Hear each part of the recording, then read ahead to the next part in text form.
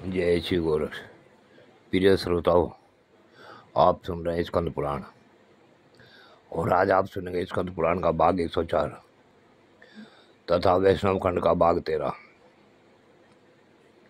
पिछले भाग में आपने सुना कि रामानुज नाम के भगवत भक्त ने भगवान श्री विष्णु को अपनी कठोर तपस्या से प्रसन्न किया और भगवान विष्णु ने रामानुज को यहाँ कल्याण का मार्ग दिखाकर अंत में मोक्ष प्राप्त कराया।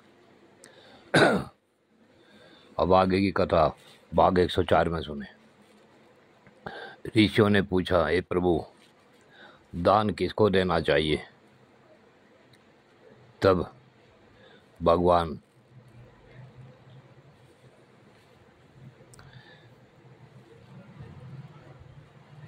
की कृपा से सूत जी बोले, द्विजवरों, नपुंसक, पुत्रहीन, पाखंडी, वेद वेत्ताओं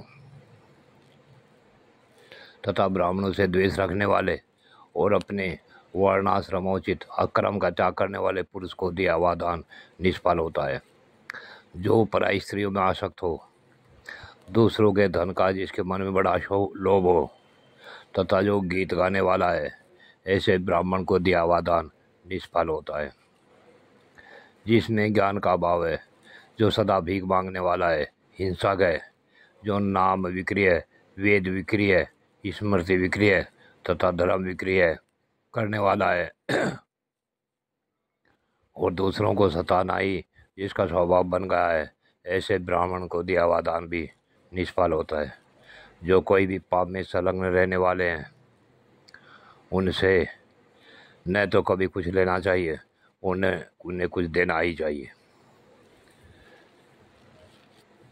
सूत जी बोले कि हे ऋषियों, पूर्व काल में श्री वत्स गोत्र में उत्पन्न पद्मनाभ नामक एक जितेंद्रिय ब्राह्मण था। वह दयालु, उपवासशील, सत्यवादी, सब प्राणियों को अपने ही समान देखने वाला तथा विषय कामना से रहित था। कितने ही वर्ष तक वह सूखे पत्ते चबाकर रहा। कुछ काल तक केवल जल पीता रहा। फिर कई वर्ष तक उसने केवल वायु का आहार किया। इस प्रकार महामुनि पद्मनाभ ने अनेकों वर्षों तक कठोर तपस्या की। तदनंतर भगवान लक्ष्मीपति ने पद्मनाभ की तपस्या से संतुष्ट हो उन्हें प्रत्यक्ष दर्शन दिया। पद्मनाभ ने आँख खोलकर देखा कि सामने शंख चक्रधारी, शांत स्वरूप, करुणासागर वेंकटनाथ भगवान श्रीनिवास जी खड़े हैं। उन्हें देखकर मुनि ने इस प्रकार स्तुति प्रारंभ की। मुनि बोले, हे सारंग धनुष धारण करने वाले देवादिदेव भगवान वेंकटेश्वर को नमस्कार है। नारायणगिरी पर निवास करने वाले आप श्रीनिवास जी को नमस्कार है। पापों का नाश करने वाले सर्वव्यापी भगवान विष्णु को नमस्कार है। शेषाचल निवासी आप भगवान श्रीनिवास को नमस्कार है। जो तीनों लोकों के स्वामी, विश्वरूप, सबके साक्षी तथा शिव और ब्रह्मा आदि के लिए भी वंदनीय हैं, जिनके नेत्र कमल के समान हैं, जो अक्षीर सागर में शयन करते हैं तथा जो दुष्ट राक्षस का संहार करते हैं, उन भगवान श्रीनिवास को नमस्कार है। भक्तों के प्रियतम, दिव्य स्वरूप, देवताओं के स्वामी तथा शरणागत की पीड़ा का नाश करने वाले हैं, जो योग योग के पालक, वेद तथा भक्तों के पापों का संहार करने वाले हैं, उन श्रीनिवास भगवान विष्णु को नमस्कार है। चक्र तीर्थ निवासी पद्मनाभ मुनि के द्वारा इस प्रकार स्तुति की जाने पर ऐश्वर्यशाली विश्वरूप दयानिधान वेंकटनाथ भगवान श्रीनिवास जी बहुत संतुष्टि और बोले, हे महाभाग, तुम मेरे चरणारविंदों के पूजक हो। हे द्विश्रेष्ठ, इस चक्र तीर्थ तट पर मेरी पूजा करते हुए तुम एक कल्प निवास करो। ऐसा कहकर भगवान वहीं अंतर्ध्यान हो गए। तब से परम बुद्धिमान पद्मनाभ मुनि चक्र तीर्थ के किनारे निवास करने लगे। कुछ काल के पश्चात वहाँ एक भयंकर राक्षस आया। वह क्रूर सुधा से पीड़ित होकर नारायण परायण पद्मनाभ मुनि को अपना ग्रास बनाना चाहता था। उसने बड़े वेग से ब्राह्मण को पकड़ लिया। तब उन्होंने शरणागतों के रक्षक दयासागर चक्रपाणी श्री नारायण को पुकारा और बार बार ऐसा कहा, हे प्रभु रक्षा कीजिए, रक्षा कीजिए।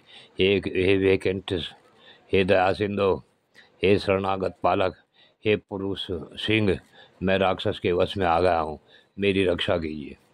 हे लक्ष्मीकांत, हे दुखारी हरि, हे विष्णुदेव, हे वैकुंठनाथ, हे गरुड़ध्वज, आपने ग्राह के चंगुल में फंसे हुए गजराज की जिस प्रकार रक्षा की थी, उसी प्रकार राक्षस के आक्रमण से दबे हुए मुझ भक्त की रक्षा कीजिए। हे दामोदर, हे जगन्नाथ, हिरण्यकश्यप दैत्य का मर्दन करने वाले नरसिंह प्रहलाद जी की भांति मैं भी राक्षस के द्वारा अत्यंत पीड़ित हूँ, अतः उन्हीं के समान आप मेरी भी रक्षा कीजिए। पद्मनाभ के इस प्रकार स्तुति करने पर अपने भक्त के ऊपर आया भय जानकर दयानिधान चक्रपाणी ने भक्त की रक्षा के लिए अपने चक्र को भेजा। उस चक्र से बड़े जोर की गड़गड़ाहट हो रही थी। उस सुदर्शन चक्र को देखकर राक्षस भागा, परंतु सुदर्शन ने सहसा पास पहुंचकर उसका मस्तक काट डाला। राक्षस को पृथ्वी पर पड़ा देख विप्र और पद्मनाभ मुनि अत्यंत प्रसन्न हो सुदर्शन चक्र की स्तुति करने लगे। पद्मनाभ बोले, संपूर्ण विश्व के संरक्षक की दीक्षा लेने वाले विष्णु चक्र आपको नमस्कार है। आप भगवान नारायण के कर कमल को विभूषित करने वाले हैं। आप युद्ध में असुरों का संहार करने में कुशल हैं। अतिशय गर्जना करने वाले सुदर्शन, आप भक्तों की पीड़ा का विनाश करते हैं। आपको नमस्कार है। मैं भय से उद्विग्न हूँ, आप सब प्रकार के पाप ताप से मेरी रक्षा कीजिए। हे स्वामी सुदर्शन प्रभु, संकट से छुटकारा चाहने वाले संपूर्ण जगत का हित करने के लिए आप सदा इस चक्र तीर्थ में निवास करें। पद्मनाभ ब्राह्मण के ऐसा कहने पर भगवान विष्णु के चक्र ने अपने स्नेह से उन्हें तृप्त से करते हुए कहा, पद्मनाभ, ये चक्र तीर्थ अत्यंत उत्तम और परम पवित्र है। मैं संपूर्ण लोगों का हित करने के लिए सदा इस तीर्थ में निवास करूंगा। आपको पीड़ा देने वाले उस सदम राक्षस को मैंने मार डाला। विप्र और सब पापों का हरण करने वाले इस परम पवित्र चक्र तीर्थ में सब लोगों की रक्षा के लिए मैं सदा निवास करूंगा। मेरे निवास करने से यह तीर्थ चक्र तीर्थ के नाम से प्रसिद्ध होगा। यूं कहकर भगवान विष्णु के चक्र ने पद्मनाभ मुनि तथा ब्राह्मणों को के देखते देखते सहसा उस चक्र सरोवर में प्रवेश किया। सोनक आदि महर्षियों, इस प्रकार मैंने तुम लोगों से चक्र तीर्थ की महात्म का वर्णन किया। जो मनुष्य एकाग्रचित होकर इस अध्याय को पढ़ता है सुनता है, उसे चक्र तीर्थ में स्नान करने का उत्तम फल प्राप्त होता है। प्रिय भक्तों, आज की कथा यहीं पूर्ण होती है। आगे की कथा अगले भाग में। जय शिव गोरक्ष।